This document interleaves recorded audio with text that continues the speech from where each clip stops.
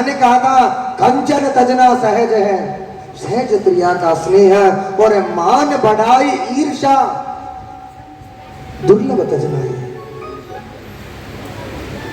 संसार में व्यक्ति सब कुछ छोड़ सकता है, लेकिन मान बढ़ाई और ईर्ष्या नहीं छोड़ सकता। ये धन का लोभ, ये माया का लोभ व्यक्ति से छूटता नहीं।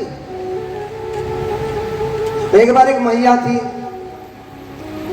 जीवन में कभी एक पैसा नहीं छोड़ा। एक दिन सोचती है मंदिर में कुछ दान करके आती हूँ। 1 रुपया हाथ में लिया और मंदिर की तरफ चल पड़ी। अब पहले मंदिर में जाते हैं, गणेश भगवान की तस्वीर आती है। मन में सोचा सिक्का डाल दूं, मैं सोचती है थोड़ा आगे डालू। भक्तों एक एक करके पूरे मंदिर का चक्कर काटकर वापस आ जाती है। आखिरी दान पात्र, अब सोचा अब तो डालना ही पड़ेगा। और ज्यादा देर वो मुट्ठी में रुपया बंद था ना, तो पसीना आ जाता है। उस रुपये को खोलती है तो देखो उसके ऊपर पसीने की बूंदे लगी हुई थी। कहते बेटा रो मत, चल वापस घर चलते। वापस तो कई तो पैसे से ऐसे पकड़ कर बैठ जाते हैं ना। अच्छा, भावना भी बड़ी प्रबल है मेरे भक्तों की। भगवान के प्रति इतनी आस्था है, इतनी भावना है, जो सबसे फटा पुराना नोट होगा ना वो मंदिर में चढ़ाएंगे। भगवान के मंदिर में जाएंगे, प्रसाद पूछेंगे, एक 600 के भाव वाला, एक 100 रुपए वाला, 100 वाला लेंगे, 600 वाला नहीं। भगवान की दीपक के लिए, ज्योति के लिए जो सबसे सस्ता तेल आप लगाएंगे। केदार वाला आता ना, वो सबसे सस्ता। अच्छा, बेचने वाले भी बड़े जबरदस्त हैं। पूजा का घी कहकर बेचते उसे। क्यों भैया, तू खा ले उसे। अरे जो अगर तुम खा सको उसको, तो मैंने भगवान का दीपक प्रज्वलित करो। अगर उस घी को तुम खा पाओ तो भगवान का दीपक लगाओ उससे। जिसे तुम खुद नहीं खा सकते उसे मेरे प्रभु का भोग कैसे लगा रहे। भगवान कहते हैं जाके होए भावना तैसी, प्रभु मूरत दिन ते कई तैसी।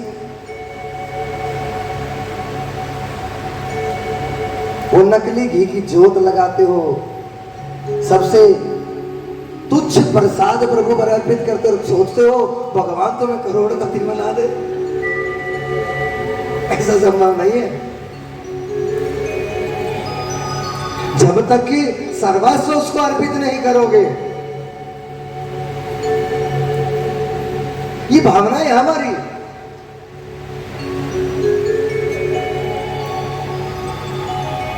भगवान को सर्वश्रेष्ठ अर्पित करना चाहिए।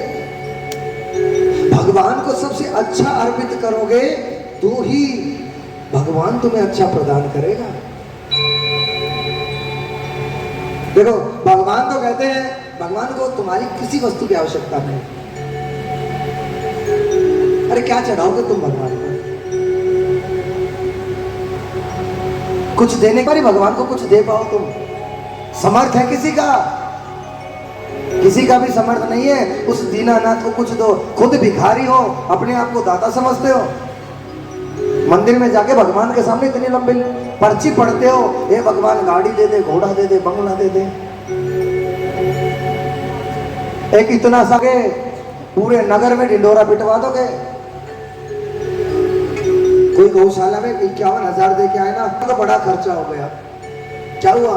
अरे गौशाला में 51,000 की पर्ची जो कटवा दी। सिर्फ बढ़ाई के भूखे हो।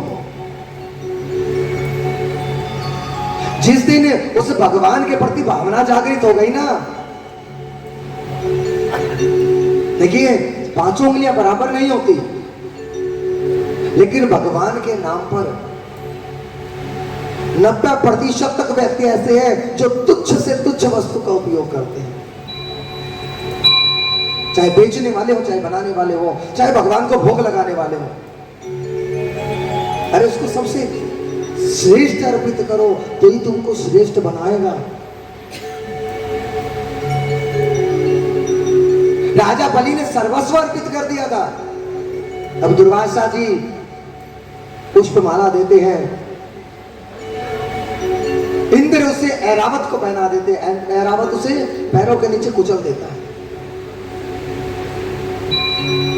दुर्वासा को बड़ा क्रोध आता है, कहता है इंद्र तुझे श्राप देता हूं, जिस श्री का, श्री यानी लक्ष्मी, जिस धन का तुझे इतना अभिमान है, तुझे श्राप देता हूं, तू श्री विहीन हो जा।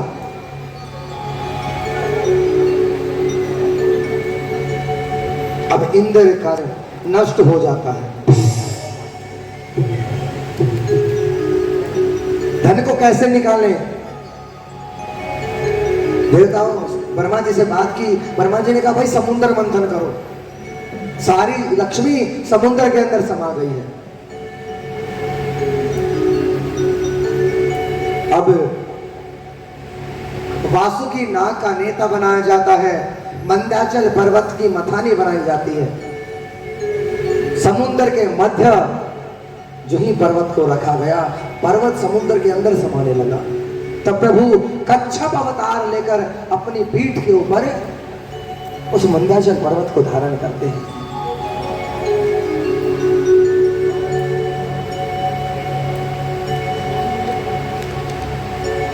अब दैत्य भी और देवता भी समुद्र मंथन के लिए आ जाते हैं। अब वासुकी नाग का मुख कौन पकड़े जो जहर उगले? देवता कहते भैया हम तो वासुकी नाग का मुख पकड़ेंगे। क्यों? क्योंकि हम बड़े हैं। दैत्य हमेशा उल्टे पड़ते थे। दैत्य कहते अच्छा तुम बड़े बाप की औलाद हो, हम पकड़ेंगे।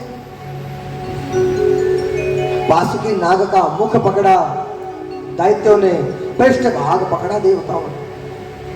अब जहर निकल रहा है मुख से, सभी जल जाते हैं। समुद्र मंथन प्रारंभ होता है। सबसे पहले निकलता है कालकूट विष,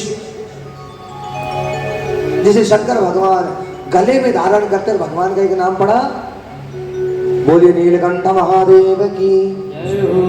उसके बाद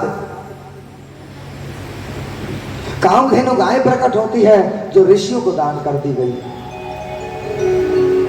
चंद्रमा प्रकट होता है जो भोलेनाथ के मस्तक पर सवार होता है। उच्च शमा नामक घोड़ा उत्पन्न होता है जो राजा बलि को दे दिया जाता है। कौस्तुभ मणि जो नारायण को दे दी जाती है। रंभादि अप्सराएं निकलती हैं जिन्हें स्वर्ग भेज दिया जाता है। परिजात वृक्ष निकलता है, उसे भी स्वर्ग में स्थापित कर दिया जाता है। अब निकलती है माता लक्ष्मी। जब माता लक्ष्मी प्रकट होती है तो स्वरूप, उन्हें देखकर सब उनसे विवाह करने के लिए ललायित हो जाते हैं। सब लाइन में खड़े हैं। लेकिन एक बात है भक्तों,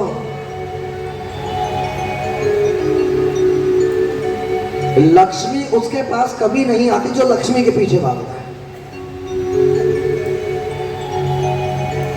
कभी भी लक्ष्मी उसके पास नहीं आती कि माया माया सब भजे, माधव भजे ना कोई, और जो मन से माधव भजे माया चेली हो। माया माया सब भजते हैं, लेकिन जो माधव को भजता है, अरे हरि के चरण दबाती है। लक्ष्मी विष्णु के चरणों की दासी है। और जहां पर नारायण निवास करते हैं वहां लक्ष्मी अपने आप आ जाती है। अब सभी देवता दानव सब लाइन में खड़े हो जाते हैं कि लक्ष्मी उनका वर्ण करे, उनका वर्ण करे, लेकिन नारायण आराम से दूर बैठे हैं। देखिए लक्ष्मी तुम्हारी नहीं है, लक्ष्मी तो बस नारायण की है। लक्ष्मी तो नारायण की है। अब तुम सोचो ये धन मेरा है, तुम्हारा नहीं है कुछ भी। नारायण की कृपा हुई तो लक्ष्मी तुम्हारे पास आई। इस बात का कभी अभिमान मत करना कि जो धन तुम्हारे पास है तुम्हारा है, उस हरि की कृपा से है, न जाने कब छीन लेगा, पता नहीं चलेगा कब छीन लेगा। इसलिए प्रभु का नाम धर्म कर्म पूजा पाठ करते रहा करो। कम से कम धन का उपयोग तो सदुपयोग होगा। अरे अगत तो सुधरेगी। अब भक्तों, अब निकलता है अमृत।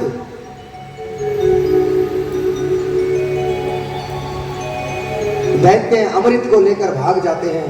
पीछे पीछे देवता अब भगवान विष्णु मोहिनी रूप बनाते हैं। देवताओं के सामने प्रकट होते हैं मोहिनी, जो दिखने में इतनी सुंदर है, जो सबको मोहित कर ले। कहते अरे अरे अरे कहां भाग रहे हो? अब मोहिनी को देखते ही मोहित हो गए। दैत्यों का काम आपस में लड़ना झगड़ना। लड़ झगड़ रहे थे। कहते देवी हम बड़े परेशान हैं। कैसे? इस अमृत का बंटवारा करना आपस में, हम बंटवारा नहीं कर पा रहे। उसको बह में कि वो ज्यादा पी लेगा। माता कहती है, मोहिनी कहती है ठीक है मैं बंटवारा कर दूं। कहा ये अच्छा रहेगा। फिर मोहिनी कहती नहीं मैं नहीं करूंगी। अरे कल को तुम मेरे को कहने लगोगे उसे ज्यादा पिला दे, उसे कम पिला दिया। कहते कहते नहीं देवी हम कुछ भी नहीं करेंगे, हमें पता है तुम बड़े अच्छे से बंटवारा करो। अब तब तक देवता भी आ जाते हैं। मोहिनी स्वरूप प्रभु कहते हैं मैं एक काम करती हूँ, ये पतला पतला ऊपर का देवताओं को पिला देती हूँ, नीचे का गाढ़ा गाढ़ा तुम्हें पिला देती हूँ। हाँ ठीक है देवी। सब लाइन में बैठ जाते हैं। रूप सुधा का पान तो कराती हैं दैत्यों को, और अमृत का पान प्रारंभ करवा देती है देवताओं को। तभी सर्वभानु नामक दैत्य सूर्य और चंद्रमा के बीच में आके बैठ जाता है और अमृत पी लेता। जो ही अमृत पीता है प्रभु, वो सूर्य और चंद्रमा पहचान लेते हैं। प्रभु से कहते हैं, प्रभु नारायण रूप में सुदर्शन से उसका गला काट देते हैं। वही राहु और केतु नामक ग्रह बनते हैं। आज भी सूर्य और चंद्रमा के बीच जाकर ग्रहण लगाते हैं। अब गुरुदेव महाराज से प्रार्थना करूंगा